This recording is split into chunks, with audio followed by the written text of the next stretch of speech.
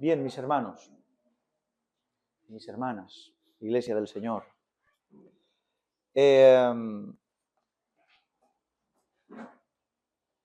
Gracias al Señor en esta semana, a pesar de haber tenido poco tiempo, ya que hemos estado mucho tiempo fuera de casa, por diferentes circunstancias, el Señor pues, me concedió la gracia de poder retomar los sermones de Primera de Juan y concluir con los últimos versículos del capítulo 3, donde lo dejamos antes de empezar con el yugo desigual, ¿se acuerdan?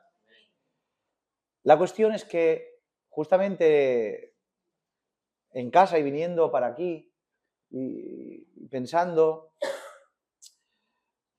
al tener pendientes, ¿se acuerdan que la serie de sermones del yugo desigual los concluimos? Ya no hay ningún otro sermón que dar, fueron 4.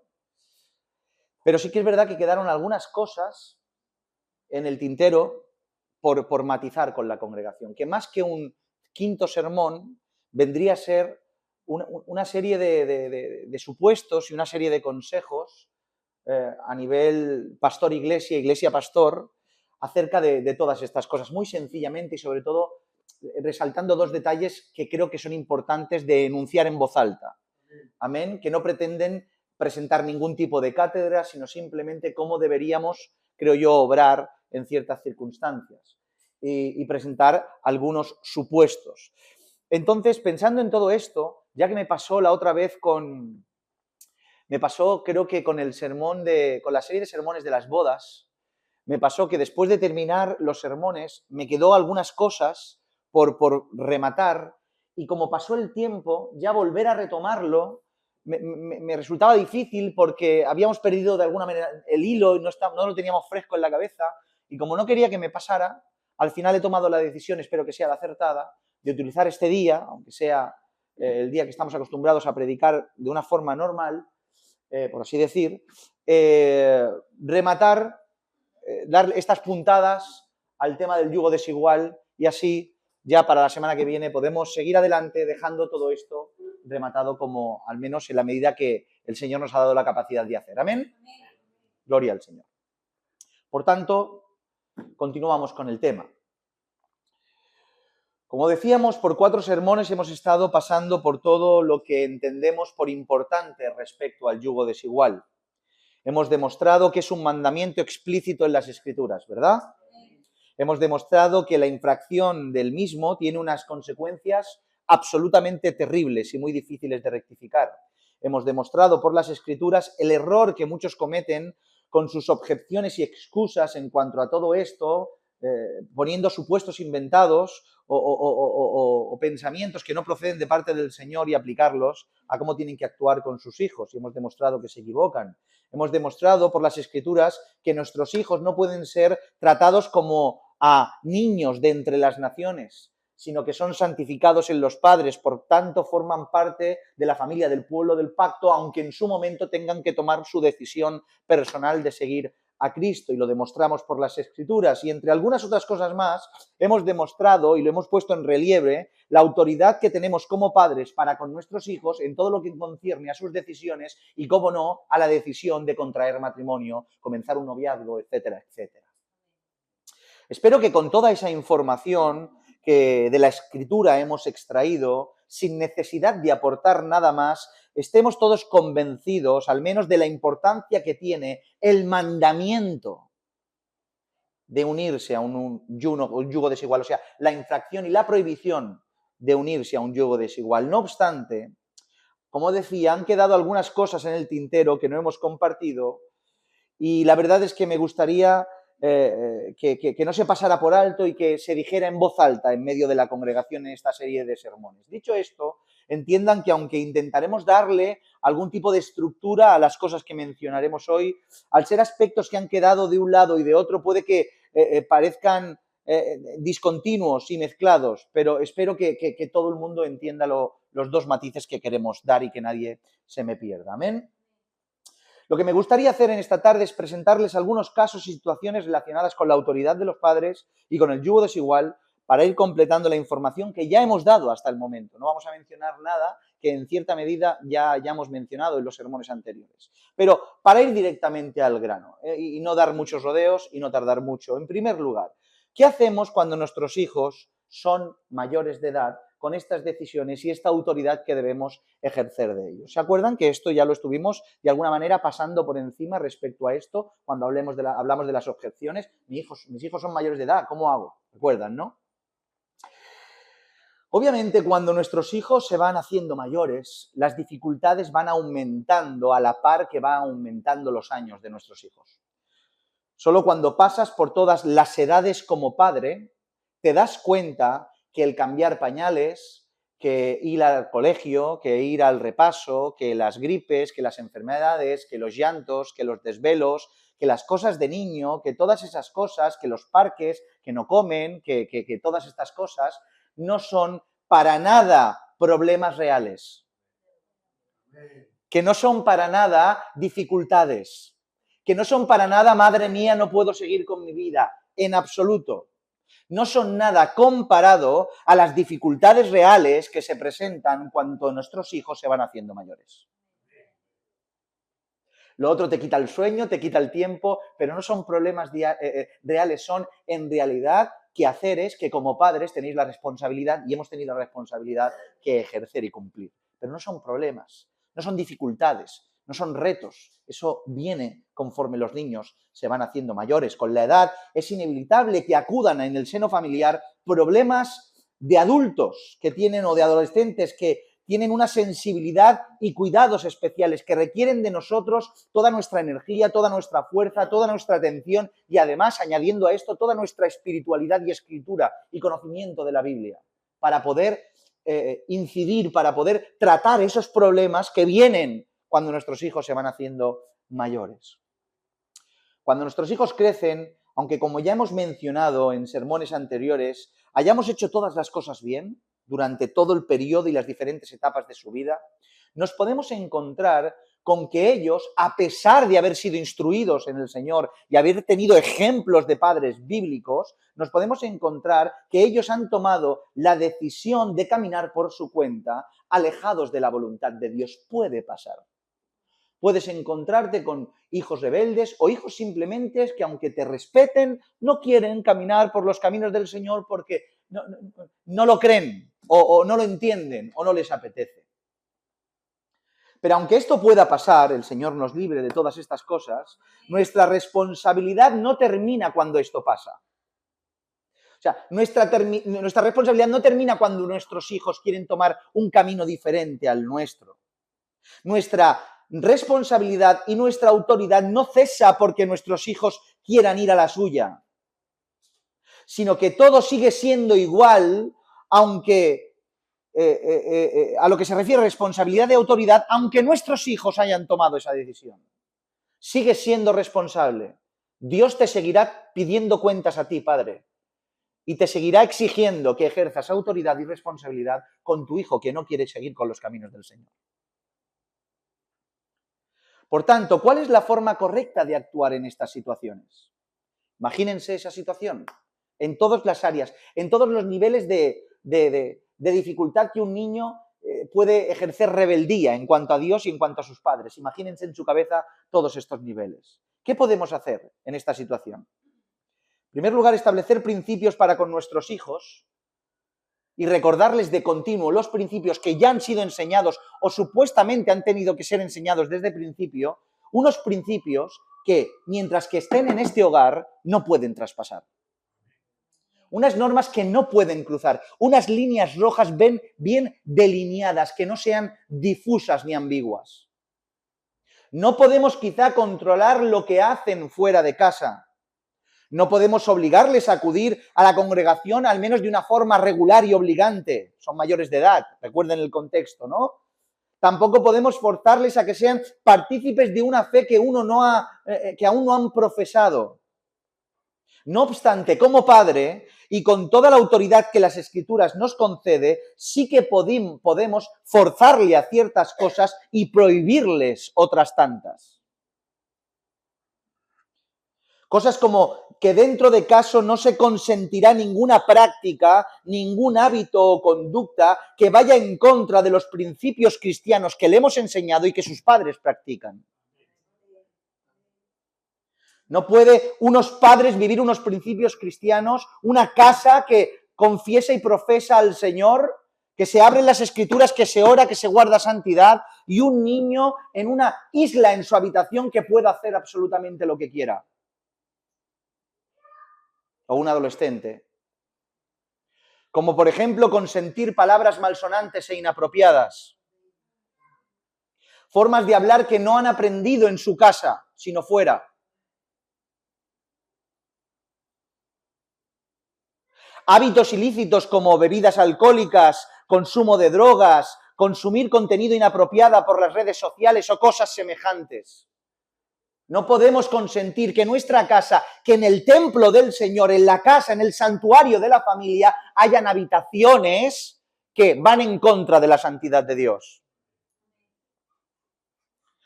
Tampoco podemos consentir una conducta que trastorne la paz y la santidad del hogar. Como por ejemplo trasnochar, llegar ebrio a casa, a cosas a horas inapropiadas y cosas semejantes a esto. Situaciones de niños adultos mayores de edad que viven dentro de nuestro hogar y establecen ellos unos principios que desajustan la estabilidad, santidad, paz, shalom del hogar. Se tiene que ejercer autoridad e impedir ese malestar. No podemos consentir con esa autoridad, tenemos que prohibir y zanjar que nuestros hijos, mientras que estén dentro del amparo paterno de nuestro hogar, que trabajen en trabajos ilícitos, trabajos que no corresponden y que no agradan al Señor. No tiene sentido que tu hijo trabaje de barman por la noche en una discoteca con que hay de todo, mientras que tú estás predicando el Evangelio. Porque por el momento, aunque hay fracción entre lo que tú crees y lo que tu hijo cree, vivís todos en un seno familiar. Y no vives tú, padre, en casa de tu hijo, vive el hijo en tu casa. Por tanto, tienes derecho y autoridad que mientras que se viva bajo el techo paterno, se tienen que guardar las órdenes de Dios en boca del padre y de la madre.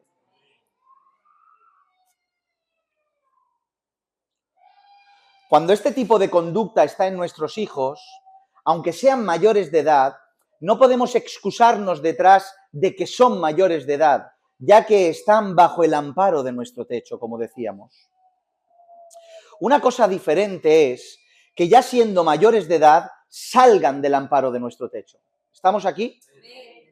Estamos en el supuesto, ya he dicho que esto no es tanto como un sermón, es intentar presentar sus supuestos, intentar presentar posibles formas de actuación, que no tienen que ser las únicas, que hay posibilidad de ampliar el abanico de cómo actuar y entre todos llegaremos a poder dilucidar cómo actuar por la experiencia y por las escrituras. Pero me gusta, en esta tarde tenía el deseo de parte del Señor de enunciar en voz alta estos supuestos.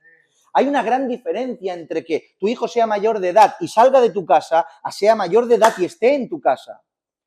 En esta situación, cuando se van, aunque nosotros podemos estar y debemos estar detrás de ellos, aconsejando, exhortando y advirtiendo en cuanto a su conducta, ¿o creen que cuando se van de casa hemos perdido la responsabilidad? Nos quitamos el pedazo, ya no son nuestros hijos siempre.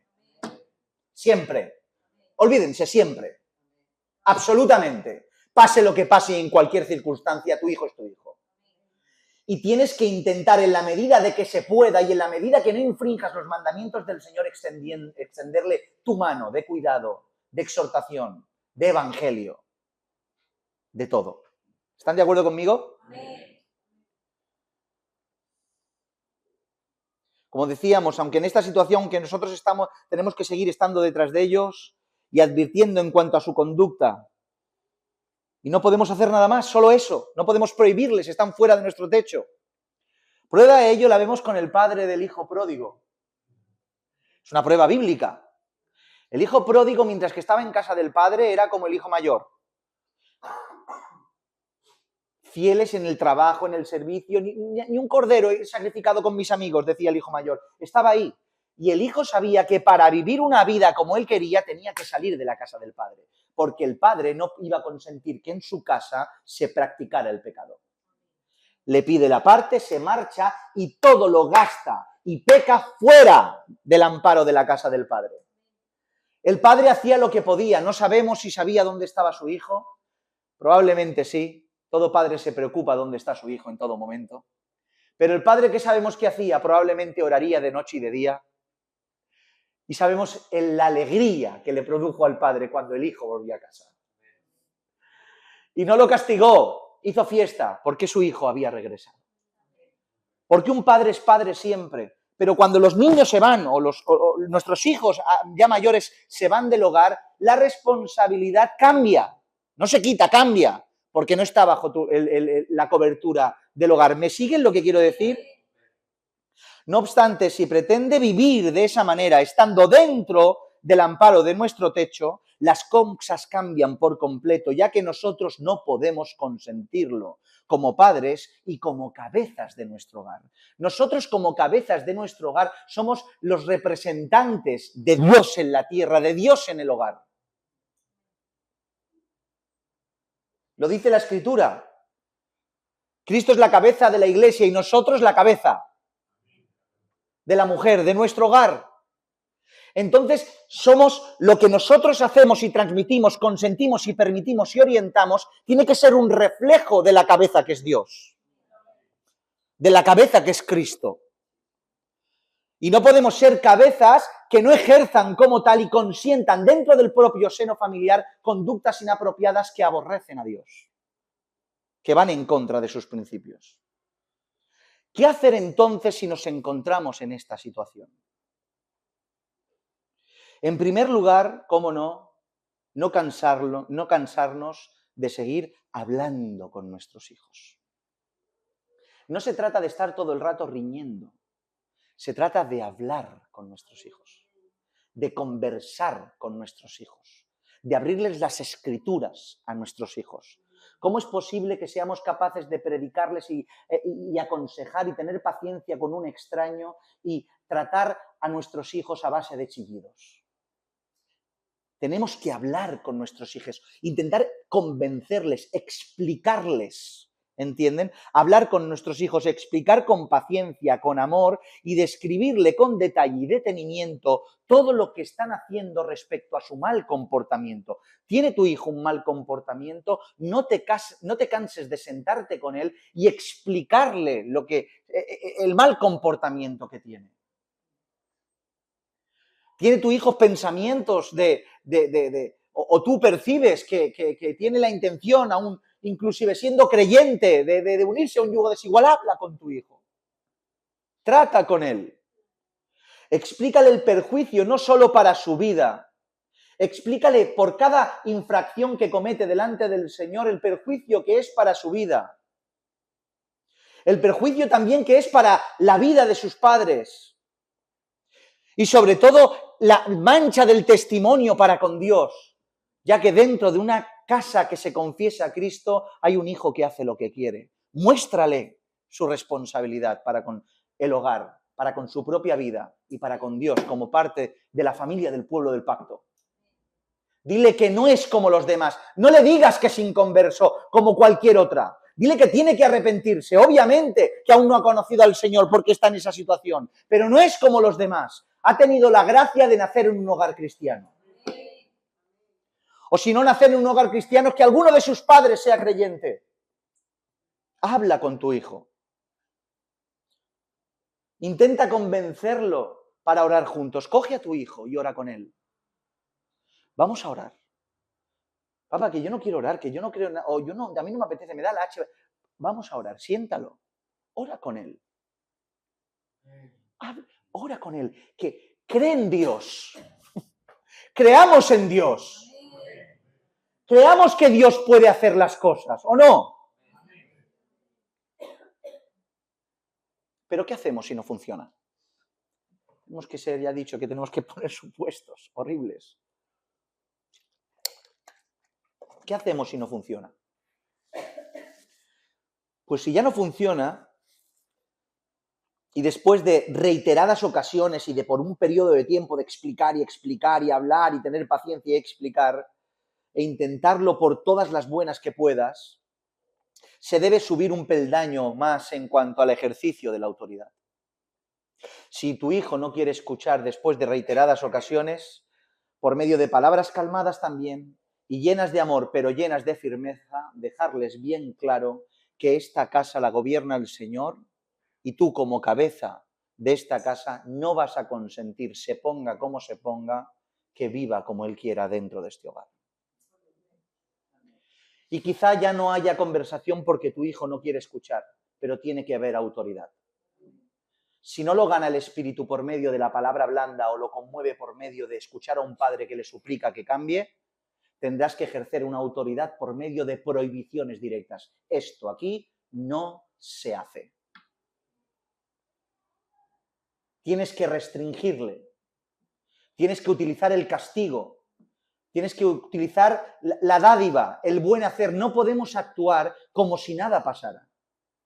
Si me río de sus mismos chistes, si la madre le prepara siempre la ropa, si el padre siempre le da el dinero, si no pasa nada cuando llega tarde y simplemente el niño, y asumimos que el niño o la niña no son cristianos, ¿ustedes creen que el niño va a percibir que hay un malestar en el hogar? ¿O hay un malestar en el corazón de los padres? ¿O que está haciendo algo malo? Tienes que ejercer autoridad y si la conversación reiterada, la oración, la búsqueda no es suficiente, tienes que restringir con autoridad, utilizando otros medios más agresivos, por así decir. Y si aún así, habiendo subido un peldaño en la autoridad y en el ejercicio de la misma, no quieren asumirlo, no lo entienden, no quieren aceptarlo, pues pueden pasar algunas cosas.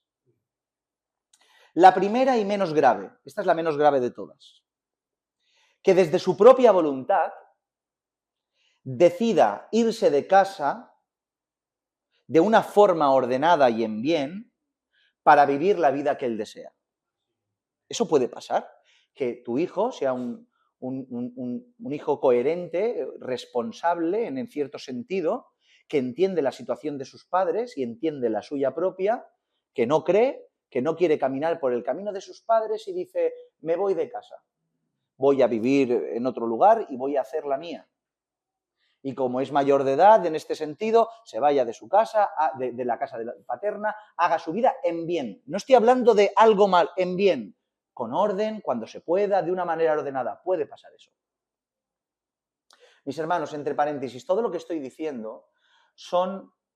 Y este ejercicio de autoridad, todo lo que seguiremos diciendo, no está exento de riesgo. No porque hagamos las cosas delante del Señor bien para con nuestros hijos, no estamos exentos de riesgo. Podemos encontrarnos con una situación muy difícil cara con nuestros hijos, como estas que estamos mencionando. Se va. Puede irse en bien. La segunda que puede pasar es que se marche voluntariamente de casa, pero sin orden y de mala manera. La primera es en bien, bueno, y razonablemente se marche cuando pueda. La otra es que pegue un portazo y se marche. Yo me voy de aquí. Tenga trabajo, me invento supuestos. Por favor, pensemos en nuestra cabeza todos los supuestos que puedan haber. Me voy de aquí. Yo no os aguanto, esto me estáis dando tormento, me voy. Y coja la maleta y se vaya de mala manera. Puede pasar. Por eso te digo que no está exento de riesgo esta forma de actuar. Y la tercera y la peor. Esta es la peor. Que no quiera cambiar, pero además no quiera marcharse de casa. O sea, no quiero cambiar. Quiero hacer lo que me apetece. Hago caso omiso de la autoridad de mis padres. Entro y salgo y hago lo que quiero, pero encima yo no me voy de casa, me quedo aquí. Quiero que me limpien, que me den de comer, que me den dinero y quiero estar aquí, quiero entrar, quiero salir y quiero estar aquí. Quiero adueñarme de esta casa, de la paz de esta casa y de la libertad de mis padres. Eso también puede pasar. En este último caso, la cosa es cuando más se complica. Es cuando más se complica. Pero intentemos arrojar luz a este caso, esperando que jamás nos veamos ninguno de los que estamos aquí y ningún creyente sobre la faz de la tierra en esta tesitura. Que el Señor nos libre de esto. Porque es peor que una enfermedad. Que te tengas que ver en esta situación que vamos a plantear. En primer lugar, diremos, sobre todo para dar un golpe de realidad a aquellas personas que no están pasando por estos casos extremos que estamos hablando, o que quizá tienen aún hijos pequeños y que ven muy lejos todo esto, y que hablan de una manera muy rápida sobre yo los pondría de patitas en la calle. Y que con mucha ligereza, yo en mi casa no consentiría eso, yo tiraría a mis hijos de mi casa. Así aprenden. Cuidado. Porque en realidad no saben lo que están diciendo. Porque hay que verse en esa situación. Creo que la mayoría de los que estamos aquí tenemos hijos y muchos de nosotros hijos que van son adolescentes y van para mayores. Verse en y ancianos que han vivido ya esto. Verse en una situación así, no sé.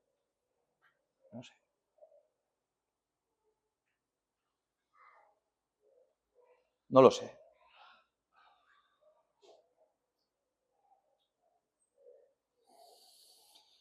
Y no me refiero a que no se deba hacer así, sino que me refiero a que no saben que, porque aún no han pasado por esas situaciones y no las tienen cerca y por eso frivolizan con esto. Mis hermanos, desde la teoría y el conocimiento podemos hablar de estas cosas de una manera relativamente fácil. Hablar de esto en voz alta es fácil. Es hablarlo. A algunos nos impactará a más que otros, pero relativamente es fácil. Pero verte en la situación de que tengas que expulsar a un hijo de tu casa porque no para y tengas que aleccionarlo de esta manera, en aras del cielo, yo les digo la verdad. Yo no sé lo que haría. No puedo decirte como su pastor que sí, yo estoy completamente seguro porque sigo al Señor. No lo sé. Igual llega la situación y le digo, hijo, acuéstate en la cama. Espero que el Señor me dé conocimiento, sabiduría y fuerza en el momento adecuado para hacer lo que corresponda. Y no estoy diciendo que siempre llegue ese extremo, estoy hablando del supuesto más extremo que se tiene que hablar.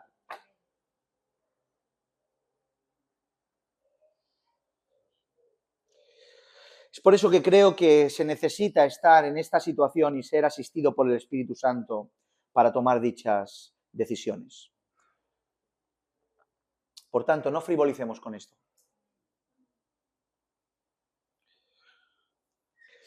Hasta el momento, y espero que nunca llegue, arrojemos solo un poco de luz respecto a esto para saber si es bíblico o no tomar la decisión súper extrema, súper mega extrema, la última decisión, la más extrema de todas, cuando no hay otra posibilidad de sacar a un hijo mayor de edad de tu casa, cuando no quiera cambiar de conducta y quiera vivir como quiere. ¿Es bíblico? ¿Tenemos precedente bíblico? ¿Podemos ir a las Escrituras para saber si, llegado el momento, podría darse esa situación y estamos amparados por las Escrituras?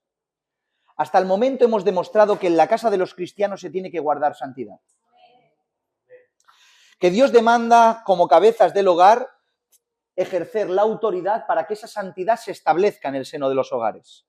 Hemos visto el ejemplo del hijo pródigo de cómo para poder vivir como uno quiere tenía que salir de casa para poder vivir en disolución. Pero ¿tenemos alguna referencia bíblica donde veamos reflejado esto de una forma explícita o implícita? Permítanme darle dos. Una que constata el hecho y el primer precedente que vemos de esta situación y otra más contundente y explícita. La primera la encontramos con Abraham y su hijo Ismael y su madre Agar. Leemos. Génesis capítulo 21, versículos 9 al 12. Me tienen paciencia porque hoy quiero terminar con todo esto. Amén. Dice, y vio Sara que el hijo de Agar, la egipcia, el cual esta le había dado a luz a Abraham, se burlaba de su hijo Isaac. Por tanto dijo a Abraham, echa a esta sierva y a su hijo, porque el hijo de esta sierva no ha de heredar con Isaac mi hijo. Este dicho pareció grave en gran manera a Abraham a causa de su hijo. Entonces dijo Dios a Abraham, no te parezca grave a causa del muchacho y de su sierva en todo lo que te dijere Sara, oye su voz, porque en Isaac te será llamada descendencia. Todos conocemos la historia, ¿verdad? No hace falta matizar. Es evidente que el contexto para nada es el mismo del que estamos planteando, ya que estábamos hablando de la expulsión de una madre con su hijo por motivos diferentes a los que estamos planteando. Es un contexto completamente diferente. No obstante, ¿qué tenemos delante? Tenemos a un padre con autoridad que toma la decisión, este es el primer caso que vemos aquí, que toma la decisión de expulsar a un hijo de su hogar por ciertas circunstancias que tienen que ver con el desempeño y el camino del Señor. Ese es el hecho. Hay un camino que tiene que desempeñarse, unas promesas que se tienen que cumplir y ha habido un imprevisto en el tiempo, en el proceso. Que Abraham se adelantó, tomó a una mujer que no era la suya y nació Ismael. Y ahora, para que se cumpla la promesa y para que no haya conflicto, Dios le ordena y le dice que cumpla lo que Sara le dice. Por tanto, para cumplir la voluntad del Señor, toma la autoridad y expulsa a su hijo y a su madre del seno del hogar. Tenemos un precedente bíblico. A veces creemos que Ismael era un niño pequeño, ¿verdad? Ismael no era pequeño, porque si era pequeño aún menos se parece, pero no era un niño pequeño, es más, era un adolescente. Tenemos que entender que Ismael no era niño, sino adolescente. Ismael probablemente tenía 16 o 17 años cuando fue expulsado. Fíjense, y eso lo sabemos por dos datos fundamentales. Ismael nació cuando Abraham tenía 86 años de edad, Génesis 16, no lo busquen, simplemente para que quede el dato. Isaac nació cuando Abraham tenía 100 años, Génesis 21:5. Esto nos dice que Ismael tenía 14 años cuando nació su hermano Isaac. La expulsión fue después de que Isaac fuese destetado. Génesis 21, del 8 al 14. Y sabemos que el destete probablemente en aquellos tiempos y en el contexto cultural era después de los 2, 3, incluso a veces 4 años de edad. Por tanto, esto nos dice que en el momento de la expulsión de Ismael y su madre Agar, Ismael tenía 16 o 17 años de edad. Algunos pueden llegar a creer que Ismael era un bebé cuando fue expulsado, ya que el relato dice que su madre lo dejó ahí en un lado, se fue a un tiro de piedra porque no quería ver a su hijo morir y el hijo lloraba. Pero el tema es que sufría, que no tenían para beber y estaban como agonizando y su madre no quería ver a su hijo agonizar y se fue. Y el llanto del niño no era un llanto, era un clamor de un adolescente que obviamente lloraba, pero no era de un bebé. Y eso lo sabemos porque el versículo siguiente, el llanto del niño, lo interpreta el versículo siguiente como que Dios escuchó la voz de Ismael. Era Ismael clamando por su vida, no un niño llorando que no sabía lo que se decía.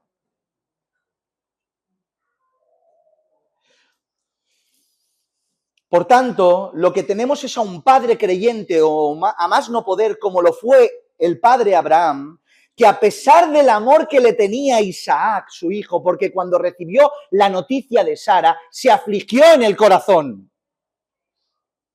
Pero hizo lo que tenía que hacer, a pesar de ser un hombre de Dios, a pesar de amar a su hijo, a pesar de que Ismael no hizo nada, pero para que se cumplieran las promesas y si Abraham pudiera seguir por el camino que Dios le había encomendado, tuvo que tomar esa difícil decisión. Pero si este precedente no es suficiente, permítanme uno más extremo y explícito en cuanto a exactamente lo que estamos diciendo, pero infinitamente más extremo. En Deuteronomio 21, 18, 21, y este sí que lo vamos a leer, Dice Deuteronomio 21, del 18 al 21. Dice lo siguiente.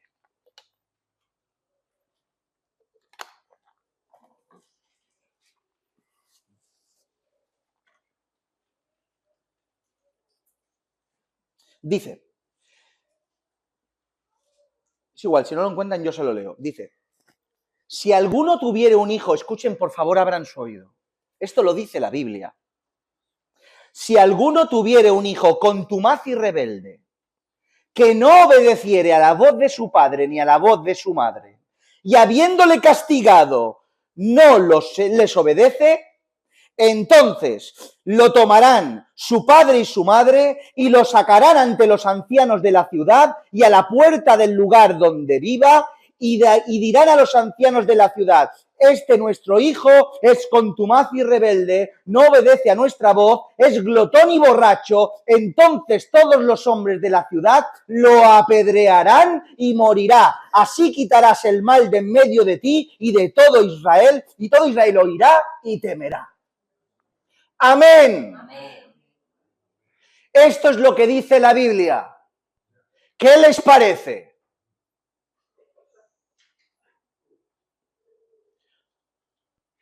¿Qué es lo que tenemos aquí, mis hermanos? A un hijo, parece que sea un texto que relate todo lo que hemos dicho hasta el momento. Todos los procesos, exceptuando la lapidación. Hemos desarrollado unos procesos hasta la expulsión del hogar. Y aquí hay unos procesos los mismos, pero en vez de expulsión, lapidación. Muerte por apedreamiento.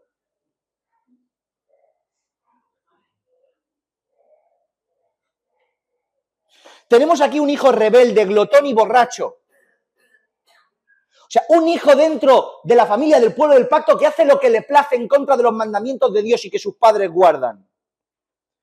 Que hace caso omiso a la voz de sus padres, aunque estos les advierten, le hablan, le dicen, lo dice aquí. Que a pesar de que sus padres lo castigaron e intentaron que éste rectificara, seguía de la misma manera. ¿Y qué es lo que hicieron los padres? No tenían otra opción. No lo expulsaron, sino algo más extremo. Lo sacaron, lo señalaron, lo entregaron a los ancianos para que se le quitase la vida. Con el primer objetivo, número 1, quitar el mal de en medio de su casa. Porque este hijo contumaz, borracho y glotón hacía caso omiso a la voz de los padres e iba en contra del Dios que sus padres profesaban fe. Y antes está Dios que un hijo.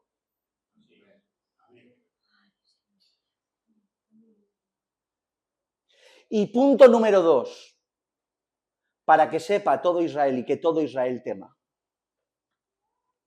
Porque el ejemplo de uno de nosotros queda registrado, mis hermanos. Es ejemplo para todos. No solo quitamos el mal de la casa, no solo damos ejemplo a todos, sino que también hay una tercera. Ustedes saben que dice la Escritura, y podemos enseñar por medio de las Escrituras, que la muerte de aquellos que cometían ciertos pecados expiaba sus propios pecados por medio de la vinculación al sacrificio del Yom Kippur y moría, pero no para condenación, sino para la propia rectificación de sus pecados. Esto que nos dice que nosotros, si llegamos, que el Señor nos lo permita, si llega el caso súper extremo de que esto sucediera por una causa o por otra, no es para que nuestro hijo se pierda, es para que nuestro hijo regrese. Porque aunque creas que lo tienes contigo en tu casa de esta condición, no está contigo, está perdido. Lo tienes en tu casa, durmiendo en tu cama, comiendo en tu mesa, pero está perdido, no está contigo. Porque no está con Dios. Y si tú estás con Dios y tu hijo no está con Dios, tu hijo no está contigo. Pero quizás si se marcha, vuelve. Quizás si se marcha, vuelve.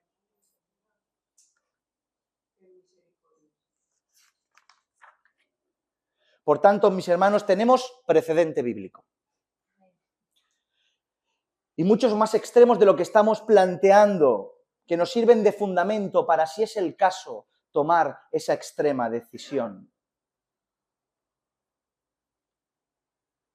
Mis hermanos, cuando hablamos de todo esto y sobre todo tomamos estos ejemplos tan extremos, Es para que podamos ser conscientes del precedente bíblico a la hora de tomar una decisión así, pero no para tomarlo exactamente como la herramienta a tomar de primeras para hacer. Por favor, si no me explico bien, intenta no confundir. Te lo digo así por si no me explico bien y hago que malinterpretes mis palabras.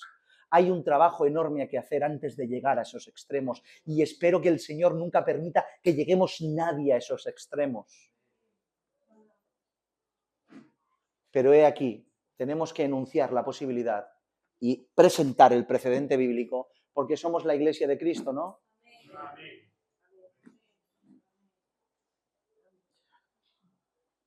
Pues esto se aplica de la misma manera, porque estamos hablando de hijos borrachos, de jóvenes o jovencitas que hacen mala vida, que no hacen una vida correspondiente, pero se aplica al yugo desigual. Dicho sea de paso, insisto en que esto no es un sermón, es un hablar en voz alta a mi iglesia, que tengo responsabilidad. Aunque esto se graba y todas estas cosas de YouTube, mi responsabilidad son ustedes. ¿Ven? Yo le hablo a ustedes. Y entre nosotros hablamos y miramos cómo hacemos. Esto no intenta presentar ninguna cátedra, ni nada. El pastor iglesia, iglesia pastor. No todos los casos. Hemos establecido ya que un yugo desigual es completamente pecaminoso y tiene consecuencias completamente extremas, ¿sí? Pero no todos los casos de yugo desigual son igual de extremos, que te obligan a tener que tomar una decisión extrema como esta. Me invento, pero les presento en voz alta. Igual el caso del yugo desigual, que tiene todas las consecuencias, todo lo que hemos hablado hasta ahora está, todo. Las consecuencias, todas las consecuencias están. Pero a lo mejor el yugo desigual es una cosa que no están los dos por delinquir, que no están los dos por entrar y salir, que simplemente establecen su vida en yugo desigual, alejados de la voluntad de Dios y ya está. Y a lo mejor durante ese tiempo no hay necesidad de tomar esta decisión extrema de decir, no, aquí fuera. No hace falta. Se puede tratar todo de otra manera diferente sin necesidad de llegar aquí. Pero ¿por qué se aplica el yugo desigual y tenemos esta opción si se aplica? Porque imagínense que sí que es extremo. Que ahora tu hijo o tu hija se une a una persona que no simplemente no conoce a Dios, sino que es un hombre o una mujer peligrosa, de mala vida. Que no solo no sigue a Dios, sino que va en contra de una manera profunda de Dios. Me invento que quizá blasfeme o que haga culto a otra cosa o que quizá tenga un negocio turbio y peligroso. Me invento mil cosas.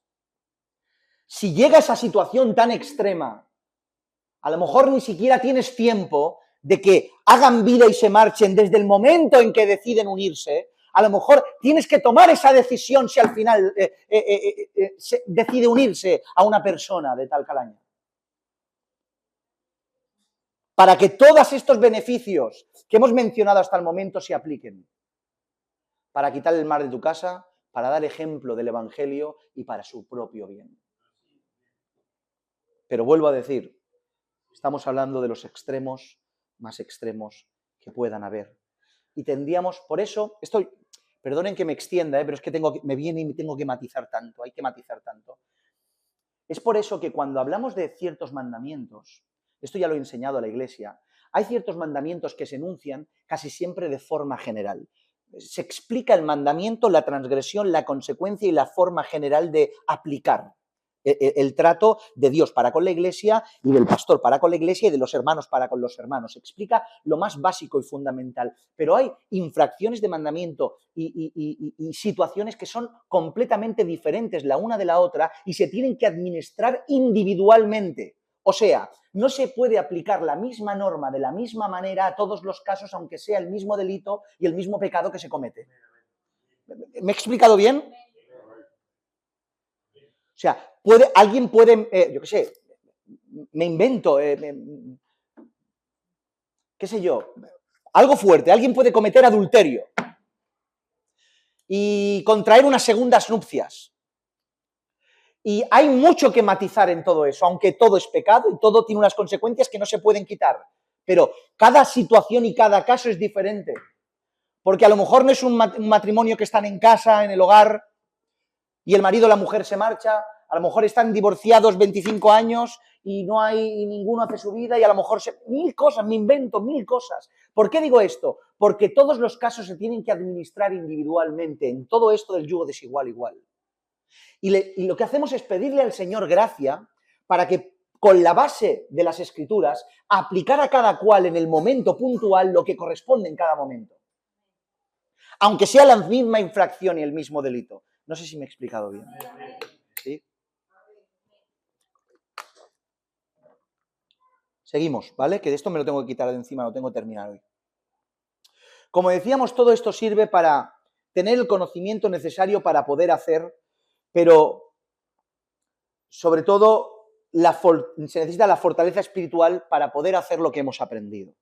Pero imagínense por un momento si nos vemos en esa tesitura, mis hermanos. Imagínense que nos vemos en esa tesitura. ¿Cómo lo hacemos? Es por eso que la base fundamental de todo esto es estar convencidos. ¿Por qué necesitamos todo el conocimiento? Después vendrá la fuerza espiritual. ¿Pero por qué necesito todo el conocimiento? Porque si llega el momento de tener que tomar decisiones extremas, si aun con el conocimiento y habérmelo creído, no sé yo qué haremos, imagínense, o que no tengo el conocimiento o que no me lo creo ni le doy importancia. Pues ya está. No hace falta pensar mucho, echen un vistazo a lo que hay. Todo se consiente, todo se tolera, no hay alarmas, no hay nada nadie que se altere, todo el mundo se casa con quien quiere, las casas hacen lo que quieren, casas divididas, ¿Por qué? Porque ni se ha creído, ni se tiene conocimiento y obviamente no se tiene, ni siquiera hace falta la fuerza espiritual para poder cumplirlo porque ni se conoce ni se quiere hacer. Por tanto, necesitamos saber que el Señor aborrece todo esto. Prevaricó Judá y en Israel y en Jerusalén se han cometido abominación porque Judá ha profanado el santuario del Señor que él amó y se casó con una hija de un Dios extraño, dice el Señor. Abominación le llama el Señor y nosotros nos lo creemos. Amén.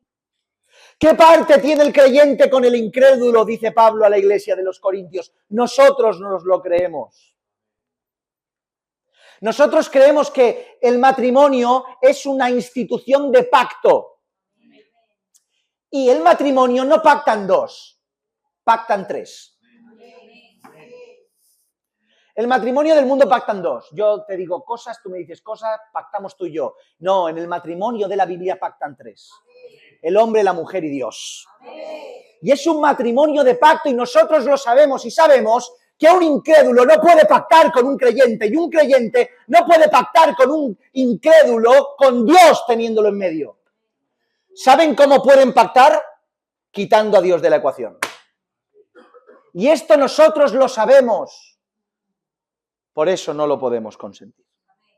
Bien, si estos consejos son aplicables para todos, pero están más orientados sobre todo para los padres, seamos un poco más específicos ahora en cuanto a lo referente a los hijos. Y ya recta final, con esto no vamos a tardar. Simplemente quería dar un detalle para que lo escuchemos todos, las jovencitas también lo escuchen, los jovencitos, lo escuchemos todos. El primer consejo que puedo dar es que acudas a toda la información que ya se ha dado y la repases con detenimiento, observando y analizando todo lo que se ha dicho hasta el momento. ¿Amén? Amén. Si uno de los motivos por los cuales accedí de alguna manera y vi bien de que los sermones se subieran a la plataforma de YouTube, no es para que la gente lo escuchara, que es una bendición, que lo escuchen y puedan servirse y puedan sustraer lo que les venga bien respecto a lo que hacemos aquí. Sino que yo lo veía bien y lo sigo viendo bien porque la iglesia tiene un acceso que antes no se podía, a ir al canal de YouTube y volver a escuchar lo que se ha predicado. Por tanto, mi primer consejo a las jovencitas, a los jovencitos, es que si tienen dudas respecto a esto, vayan al canal de YouTube y escuchen los sermones, escuchen ya lo que se ha dicho desde aquí. Que recuerden, Obviamente que no pueden ignorar ninguno de los mandamientos de Dios, que no pueden ignorar el consejo de tus padres, no lo puedes ignorar, tienes que poner oído al consejo de tus padres. Y todas estas decisiones tendrán terribles consecuencias si tomas decisiones inapropiadas haciendo caso omiso a la voz de Dios, a la voz de tus padres, a la voz del pastor. Puedo aconsejarte que no busques en la oración no busques la oración como un refugio para tu desobediencia. Hay a veces que la oración, hablo de niños y niñas que nacen en la congregación, que forman parte de todo esto, que buscan en la oración su refugio para su desobediencia. Ya han tomado en el corazón la determinación de unirse a un yugo desigual y van al Señor en oración. ¿Pero cómo oran? Oraciones que pueden sonar de la siguiente manera: Señor mío, tú lo sabes todo, ayúdame a tomar esta decisión. Señor, muéstrame alguna señal para saber que esto es tuyo, Señor. Muéstrame alguna señal. Y abres la Biblia a ver si te sale, no sé, me invento. Señor, pon algún impedimento. Si quieres que no se haga, pon algún impedimento, esperando, qué sé yo, que venga un tsunami, no sé. Y oraciones semejantes a estas, utilizando la oración como la excusa y el refugio para hacer lo que tu corazón y tu concupiscencia quiere. ¿Se han dado cuenta? Solo quiero recordarte, joven, que me escuchas, que Dios ya habló. Voy a volver a repetirlo. No tienes que ir en oración a pedirle a Dios que te diga si puedes unirte a un yugo desigual. Dios ya te lo dijo, te dijo que no. No quieras que Dios cambie de opinión, porque en Él no hay sombra ni mudanza de variación. Lo que dijo, lo dice y lo dirá. Y Él ya señaló que ese joven o esa jovencita no puede ser para ti. Por tanto, no pidas en oración que tu mente o tu sentimiento te haga ir por un camino diferente al que Dios ya dictaminó. Si Dios te dice otra cosa que no sea bíblica, no es Dios, eres tú. ¿Entiendes esto? En vez de orar así, ora pidiéndole al Señor fuerzas. O bien para que Dios cambie el corazón de ese joven o de esa jovencita que te pretende. Qué buena oración, ¿eh? Es que, mis hermanos, se pueden hacer las cosas bien, lo tenemos a la palma de la mano. Ora por ese jovencito, ora por esa jovencita con intensidad. Ora para que el Señor cambie su corazón. O bien, si no lo cambia, ora para que el Señor te lo saque del corazón. Sácamelo, Señor, del corazón. Sácamelo de la mente si no es tuyo. Y ora, Señor, si no es este, Señor, tráeme un joven o una jovencita en su momento cuando sea tuyo. Que sea de ti, Señor. Ora al Señor de esa manera. En consonancia, no recibís porque pedís mal, conforme a vuestros deseos. Otro consejo que puedo o podría darte, jovencito o jovencita que me escuchas, es que no te dejes embaucar ni por el que te pretende ni por tu corazón, como te he dicho, sino que tu mandamiento, el mandamiento de Dios, sea tu guía. El mandamiento que aprendiste de tu padre, que aprendiste del pastor, que aprendiste desde pequeñita en la iglesia o desde pequeñito. Ese sea tu guía, no lo que sientes o las palabras embaucadoras del joven que te pretende o la jovencita que te guiña un ojo por la calle. En ocasiones es muy difícil impedir que el corazón se vuelque hacia cierta persona, hacia cierta ilusión y cierta perspectiva de futuro. Es como un vuelco, el corazón, como, ¿qué pasa? Todos hemos pasado por ese momento, ¿no? Y el movimiento, ¿sabes qué pasa? ¿Sabes? Ya no sabes cómo ponerte, ¿sabes? Es verdad, es cierto, es cierto. El Manuel conoce muy bien la historia mía y de la Nieves, pero de primera mano. ¿Es verdad, Manuel? La conoce muy bien. Es así. Todo el mundo, pasa estas cosas. Es muy difícil impedirlo. Es muy difícil que la mente no empiece a imaginar lo maravilloso que sería que esto sucediera. O incluso a la inversa, que tu corazón y tu mente te juegue la mala pasada de creer que es la última oportunidad. Si esto no pasa, ya no pasará nada más. Si dejo escapar este tren, ya no hay otro tren. Pero es que el tren lo pone el hombre. Que pase un tren o no pase es voluntad de Dios. Por tanto, conoce tu corazón y entiende que es engañoso más que todas las cosas. Pero también estate despierto y despierta y no te dejes influenciar por el que te pretende, por el movimiento de cabellera o por la palabra de que embauque. No te dejes seducir con eso tan superficial. No te dejes seducir ni por las miradas ni por las palabras. No te fíes, escucha bien, jovencito y jovencita, no te fíes de promesas futuras, de que irá a la iglesia, de que vivirá siendo creyente o que pondrá su voluntad en todo lo que tiene que ver con el Señor. No te fíes solo de las palabras. ¿Es una buena señal? Pues sí, pero no te fíes. Hoy en día las iglesias se han convertido en la placeta. ¿Sí? Antes estaba la placeta, estaba el lugar de donde iban los jovencitos y las jovencitas a pretenderse, ¿verdad? Hoy es la iglesia. ¡Qué pena! Y los padres lo hemos consentido, que preparamos a nuestras hijas para la exposición, ¿verdad? Y a nuestros hijos para que vayan a mirar.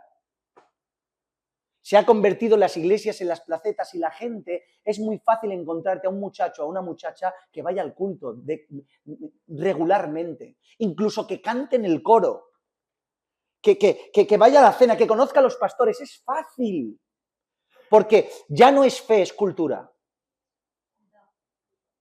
Ahora, no es fe, no es piedad, no es evangelio, es cultura.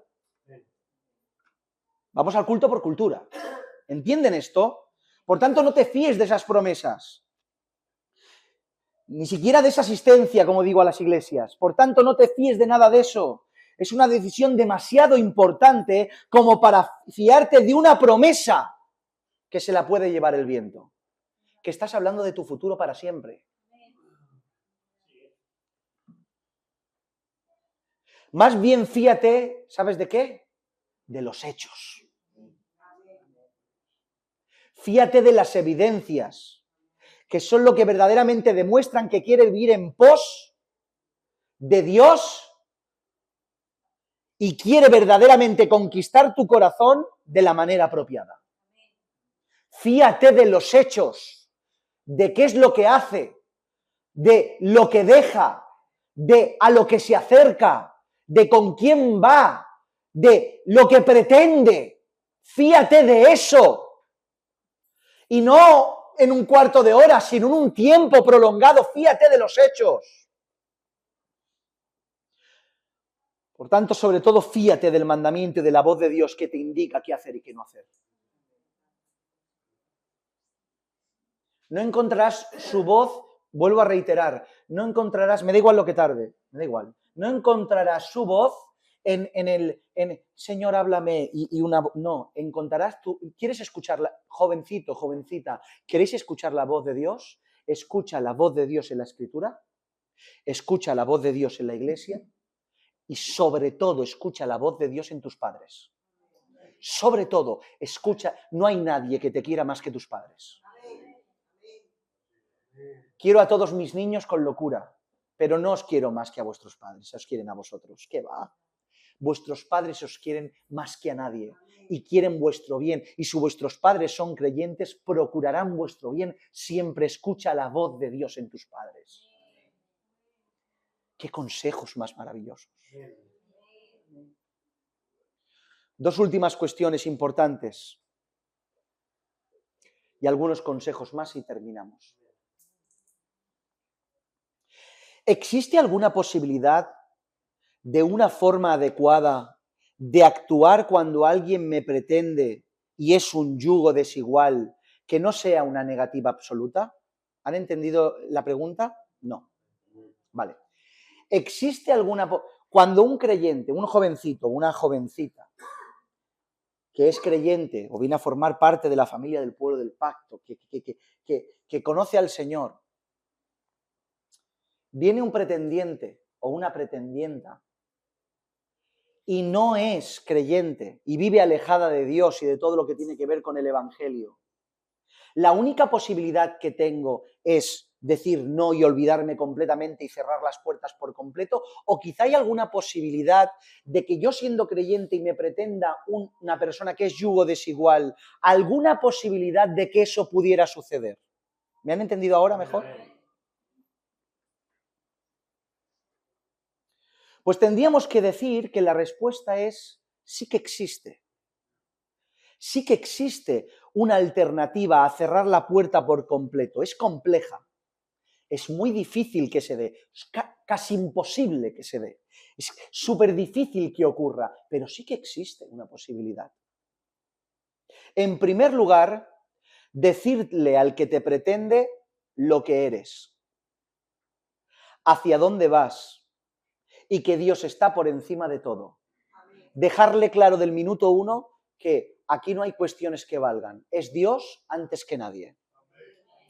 En segundo lugar, decirle que si verdaderamente quiere hacer vida contigo, comenzar un noviazgo hasta llegar al matrimonio, que la única posibilidad que existe es que Dios haga una obra verdadera convirtiendo tu corazón de inconverso a un corazón regenerado.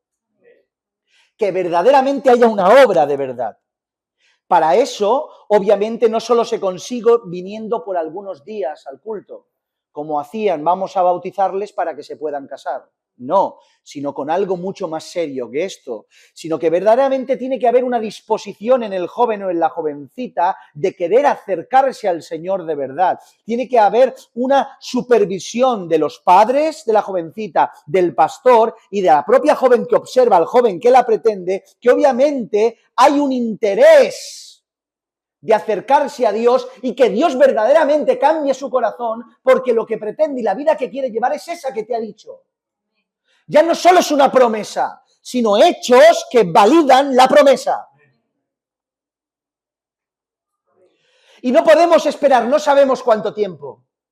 Igual el Señor hace la obra en poco tiempo, igual el Señor hace la obra en mucho tiempo, y lo más probable es que nunca haga la obra, porque es tan difícil esto.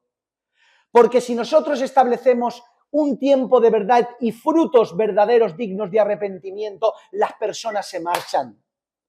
Pero quién sabe si Dios utiliza un corazón enamorado de un joven para que venga a la iglesia en pos de una jovencita y sea lo que Dios utilice para cambiar su corazón. No solo ganó una jovencita para pasar con ella el resto de su vida, sino lo más importante, ganó a Dios. Por tanto, hay una posibilidad, claro, es extrema, pero son posibilidades amparadas por lo bíblico, que nos ayudan a actuar con lo que tenemos de una forma apropiada. No es desprecio, no es soy mejor que tú, es que como creyentes vivimos de una forma diferente a las del mundo y tenemos prohibido hacer cosas. Y por eso tenemos que actuar así e intentar encontrar con las Escrituras, esta es la manera que nosotros aquí en Casa de David intentaremos mirar de cómo hacer. Y seguro que hay mejores maneras que nos la cuenten, queremos aprender. Pero son maneras que se apegan a la Biblia, damos posibilidad a que lo santo sea lo que esté por encima.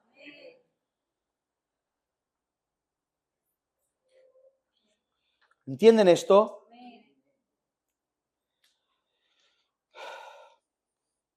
Y la última cuestión a tratar, que ya hablamos anteriormente muy por encima, pero me gustaría matizar algo como última cuestión. ¿Qué ocurre si después de unirme a un yugo desigual ya he cometido el pecado? Ya todas las consecuencias que hemos hablado hasta el momento ya me llegan, ya estamos ahí.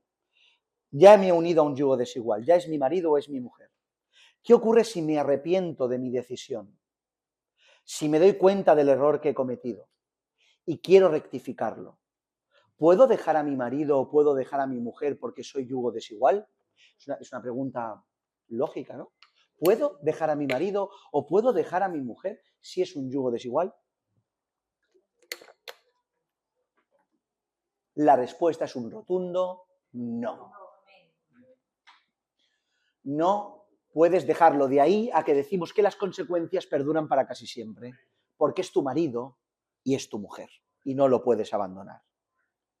Aunque sea un yugo desigual y una de las partes haya cometido un pecado gravísimo delante de los ojos del Señor, a ojos del mismo Dios que no aprueba tu decisión, aprueba tu matrimonio. O sea, el Dios que no aprueba la decisión y te enjuicia con las consecuencias, el mismo Dios que no la aprueba, da por bueno tu decisión, haciéndolo tu marido a sus ojos o tu mujer a sus ojos.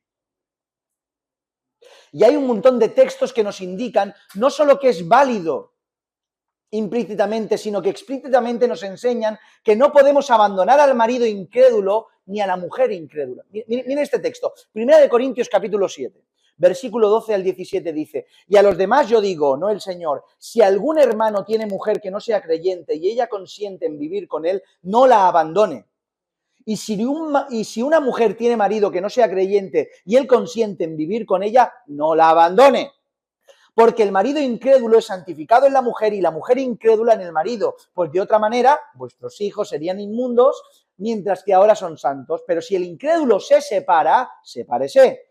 Pues no está el hermano o la hermana sujeto a servidumbre en semejante caso, sino que a paz nos llamó Dios. Porque ¿qué sabes tú, oh mujer, si quizás harás salvo a tu marido? ¿O qué sabes tú, oh marido, si quizá harás salva a tu mujer? Pero cada uno conforme el Señor le repartió y como Dios llamó a cada uno, así haga. Esto ordeno a todas las iglesias. Amén.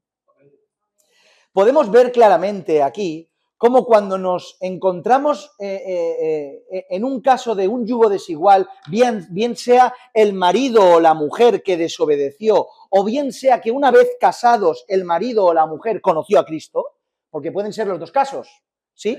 Uno es desde el principio cometes el pecado del yugo desigual porque te unes siendo creyente a un incrédulo, o que los dos son incrédulos, no hay pecado de yugo desigual, pero después conoces a Cristo y sufres las consecuencias como si fuera un yugo desigual.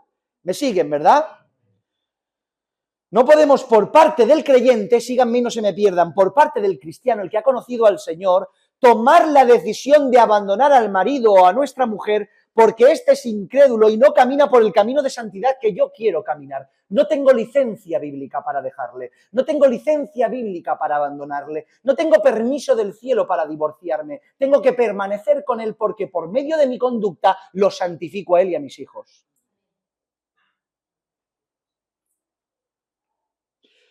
Este texto lo que nos sugiere, como otros, los que encontramos en 1 de Pedro, capítulo 3, versículo 1, que debemos con nuestra conducta y paciencia y oración y búsqueda convencerlo, pero no abandonarlo.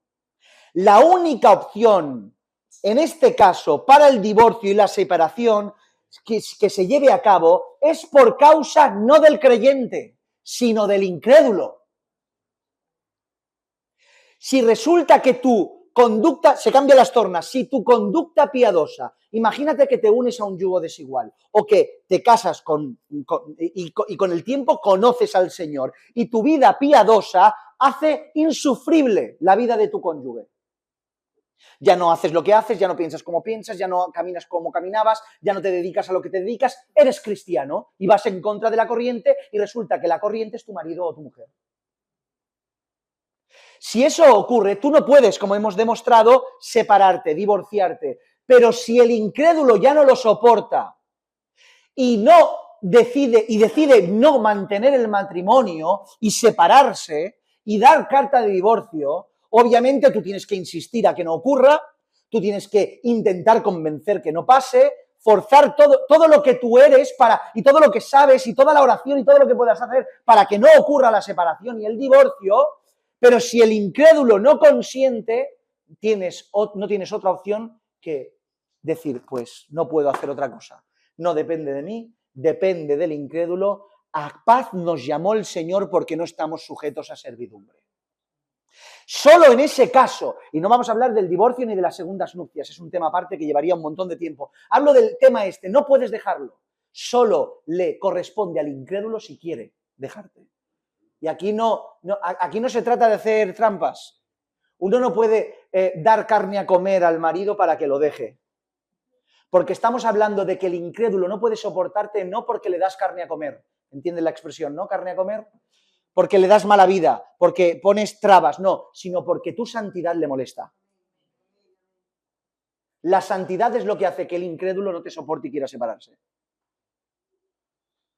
Por tanto, no podemos separarnos cuando hay un yugo desigual. ¿Qué toca hacer, pues, sobre todo antes de contraer matrimonio, si hemos contraído matrimonio en desobediencia? ¿Saben qué? Ya terminamos, estamos aquí. Esta es la clave. Confía en el Señor. Confía en el Señor. Confiar en el Señor y asumir su voluntad. Joven que me escuchas, jovencita que me escuchas, joven que me escuchas, confía en el Señor. Al fondo, jovencitos que me escucháis, esto va para vosotros. Habéis nacido en casas de creyentes. Os lo digo a todos.